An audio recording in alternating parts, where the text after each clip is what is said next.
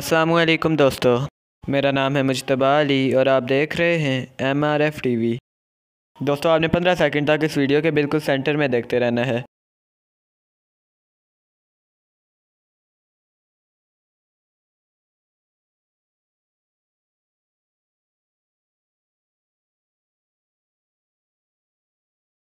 और आप अपने इर्द गिर्द देखें, आपको सब कुछ घूमता हुआ दिखाई देगा। दोस्तों, इस पिक्चर के दरमियान में मौजूद ब्लैक डॉट पर गौर से देखें और अब अपना चेहरा स्क्रीन के करीब लाएं और दूर करें। आपको इस पिक्चर में मौजूद साइड पर सर्कल्स भी घूमते हुए दिखाई देंगे। फिर से 15 सेकंड तक इस वीडियो के बिल्कुल सेंटर में देखते रहें।